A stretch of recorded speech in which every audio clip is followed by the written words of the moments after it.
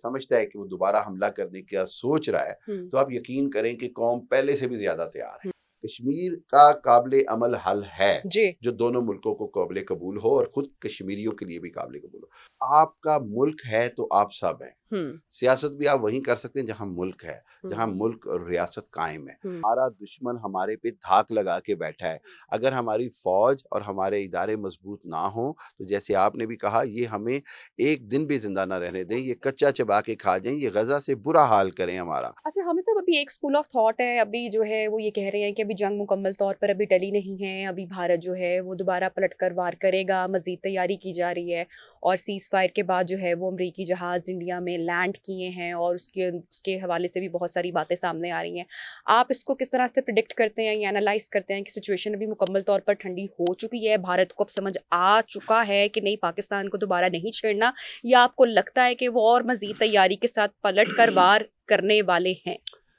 देखिए, बात यह है कि इंडिया से और मोदी से आप कुछ भी उम्मीद रख सकते हैं, कुछ भी बुरी तवक्को कर सकते हैं। जो बुनियादी बात है वो ये है कि पाकिस्तान की तैयारी उससे भी ज़्यादा है। पाकिस्तान पूरी तरह तैयार है। पाकिस्तान ने ये मैसेज दे दी है। जो इतलात आ रही हैं, अमेरिकन बड़े जो हैं C-130 से भी बड़े जो जहाज़ जो लैंड किए हैं, और इतलात आ रही है कि उसमें कुछ हर्बी सामान है, यानी मतलब जंग का सामान है। तो मैं तो एक ही बात कहता हूँ कि हमने राफेल को गिरा के फ्रांस को फेल कर दिया, ठीक है। हमने उनके ड्रोन्स गिराकर हमने साबित कर दिया कि इसराइल की टेक्नोलॉजी हम फेल कर सकते हैं। उसके बाद S-400 हमने तबाह करके साबित कर दिया कि हम रशिया की टेक्नोलॉजी तबाह कर सकते हैं। तो अब अमेरिका अगर अपनी कोई टेक्नोलॉजी हम पे आजमाएगा तो इंशाल्लाह हम उसका भी तोड़ रखते हैं। हमें तैयार पूरा रहना होगा। अपनी अमन की ख्वाहिश हम पूरी दुनिया को बता चुके, लेकिन अमन को कमजोरी ना समझा जाए, हमारे तहम्मुल को हमारी कमजोरी ना समझा जाए। और अगर मोदी ये समझता है कि वो दोबारा हमला करने का सोच रहा है, तो आप यकीन करें कि कौम पहले से भी ज्यादा तैयार है। हम अफवाज पाकिस्तान सब पहले से भी ज्यादा तैयार है। और ये समझ लें कि उसको, अगर वो कहते हैं ना वो गिद्दड़ की शामत आती तो वो शहर का रुख करता है, अगर उसने और मार खानी है तो वो जंग कर ले। कश्मीर का मसला आपको हल होता हुआ दिखाई दे रहा है अभी? क्योंकि इंडियन मीडिया तो बहुत चीख रहा है, वहां पे तो बड़ा शोर मच गया है कि जो मोदी को जो है वो उल्टा जो पाकिस्तान के साथ कर रहे थे पहले, जो वो अब वो मोदी पर वो कर रहे हैं कि आपने क्या गिरवी रखवाया जी अमेरिका के पास कि अमेरिका ने कश्मीर में कोई सालिसी बन जाए, ऐसा तो आज तक नहीं हुआ। तो मोदी जी आपने क्या किया है? ये इंडियन मीडिया बात कर रही है, हम बात नहीं कर रहे कि उनको अब ये डर पड़ गया कि कहीं कश्मीर पाकिस्तान को ना दिया जाए। ये तो आज तक किसी ने बात नहीं की। तो आप को क्या लगता है इसके ऊपर अमेरिका क्या किरदार अदा कर सकता है? पाकिस्तान की बहुत बड़ी कामयाबी है। ये अल्लाह का करम है कि वो कश्मीर का मसला जो 2019 के बाद इंडिया ने अपनी तरफ से ख़त्म कर लिया था, यानी आर्टिकल 370 और 35A के एब्रोकेशन के बाद उसने ख़त्म कर लिया। लेकिन कश्मीरी तो उसी तरह लड़ रहे थे, पूरी दुनिया को पता नहीं चल रहा था। कश्मीरियों ने कभी भी कबूल नहीं किया मोदी ने जो वहाँ पर आर्टिकल ला के चेंजेस की। लेकिन इस सारी जंग के दरमियान दुनिया पूरी को पता चला कि अगर इन दो मुल्कों के दरमियान एटमी जंग होने की कोई वजह तनाज़ा है जी, तो वो कश्मीर है। और अब पानी का सिंतास मुआहदा आ गया। अच्छा, कश्मीर के ऊपर मेरा ख्याल ये है कि अब टेबल टॉक की बात है। मैं बार बार एक बात करता हूँ कि पाकिस्तान ने सन 1948, 1965, 1999 यानी मतलब तमाम जंगें जीती 2019 तक, लेकिन टेबल टॉक में हमने मार खाई है बदकिस्मती से।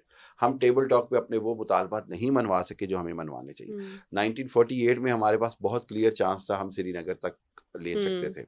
1965 में हम आगे तक चले गए, हमने फिर पीछे आए कश्मीर में। 99 में हमने कारगिल के मौके पर इंडिया को गर्दन से पकड़ लिया था, लेकिन तमाम मौकों के ऊपर पॉलिटिकल कंप्रोमाइज ने हमें नुकसान पहुंचाया। मेरा ख्याल ये है कि मौजूदा सूरत हाल में हम किसी ना किसी ऐसे फार्मूले पे ज़रूर पहुंच सकते हैं जो जनरल मुशर्रफ के दौर में था, जो खुर्शीद कसूरी साहब वज़ीर ख़ारजा जो हैं साबिक, उन्होंने कई बार कहा है कि कश्मीर का काबिल अमल हल है जो दोनों मुल्कों को काबिल कबूल हो और खुद कश्मीरियों के लिए भी काबिल कबूल हो। अब देखते हैं कि हम टेबल टॉक पे क्या कैसे करते हैं। ठीक है, अच्छा, हम सब अब ज़रा हम जो हमारे मुल्की जो अंदरूनी मसाइल हैं, मेरे ख्याल से कि उनके हवाले से बात करना भी बहुत ज़रूरी है। बहुत कुछ हमने वैसे भी देखा पिछले गुज़श्ता दिनों में, और जो हमारी जो कौम, हमारे जो नौजवान, हमारे जो इदारे, हमारी जो सियासी जमातें जिस तरह से एक हुई, I think hats off to all of them. अच्छा, एक तबका हमेशा से तनकीद करता रहा गुज़श्ता चंद सालों से, जब से सोशल मीडिया का दौर आया, चैनल ज़्यादा हो गए, डिजिटल दौर हो गया, जो हमारी नौजवान नस्ल है, कि हमारी जो फ़ौज है पाकिस्तान की, वो एक बड़ा हिस्सा जो है बजट का वो अपने पास, आई थिंक सबको बड़ा अच्छी तरह जवाब मिल गया। बल्कि एक बड़े मज़े की मैंने मीम देखी, उन्होंने कहा भाई बहनों जो और भी बजट है वो भी इनको दे दो, हम अचार खा के गुजारा कर लेंगे। तो आई थिंक ये जो क्लैरिटी अभी आई है, आई थिंक कि अगर हमारे पास फौज ना होती तो फौज हो तो इंडिया पाकिस्तान का गजा वाला हाल शायद कब का कर चुका होता, जो कि उनकी बड़ी देरीना ख्वाहिश है। बिल्कुल। अच्छी बात क्या है कि पाकिस्तान को जिस तरह से कामयाबी हुई इसमें पूरी दुनिया ने देखा, और उसके साथ जो एक मैसेज हमारी नौजवान नस्ल को मिला, जिस तरीके से हम अपने इदारों पर तनकीद कर रहे थे, हम अपनी फौज को तनकीद कर रहे थे, और फ्रंट फुट पे कौन था?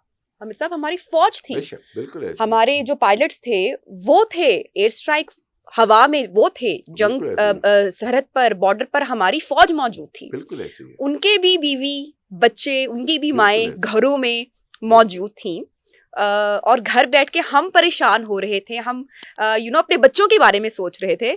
तो वो भी थे जो हमारी हिफाजत कर रहे थे, जो सरहदों पर थे, अपनी जानें कुर्बान कर रहे थे।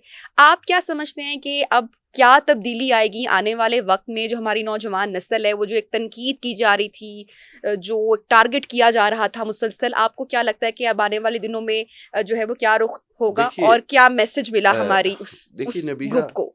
बड़ी क्लैरिटी आई है दो चीज़ों में। एक चीज़ तो ये कि खुदारा अपने सियासी इख्तिलाफात को अपने वतन से आगे ना लाएं, बड़ी क्लैरिटी आई।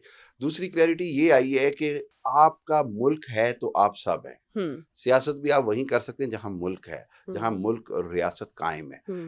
और तीसरी बात ये कि हमें सबको ये समझ आ गया है कि हमारा दुश्मन हमारे पे धाक लगा के बैठा है। अगर हमारी फौज और हमारे इदारे मजबूत ना हो तो जैसे आपने भी कहा, ये हमें एक दिन भी जिंदा ना रहने दें, ये कच्चा चबा के खा जाएं, ये गजा से बुरा हाल करें हमारा। और आपको एक खुशी की बात बताऊं कि पाकिस्तान की इस फतह ने गजा में पूरी दुनिया के जो मुसलमान हैं उनको भी एक उम्मीद दी है, उनके अंदर भी खुशी है। क्योंकि पिछले 30 साल से आप देखें कि किस तरह मुसलमान तमाम दुनिया में जंगों में पिट रहे थे, बदतरीन इस्तेहसाल का शिकार हो रहे हैं। तो इसके अंदर उम्मत मुस्लिमा के लिए एक उम्मीद की किरण भी है। यहाँ पर सियासत के हवाले से मेरा ख्याल ये है कि अब नजरियात बदलेंगे लोगों के, लोगों को ये समझ आ जाएगी कि देखिए, आप शख्सियत से जाती इख्तिलाफ रखें, सियासत को सियासत तक रखें, सियासत को सियासत। आपके सियासी इख्तिलाफात हैं, there is no problem with it. आप नवाज शरीफ को पसंद नहीं करते, आपकी मर्जी। आप इमरान खान को पसंद नहीं करते, इदारों को कमजोर ना करें उसमें। जी,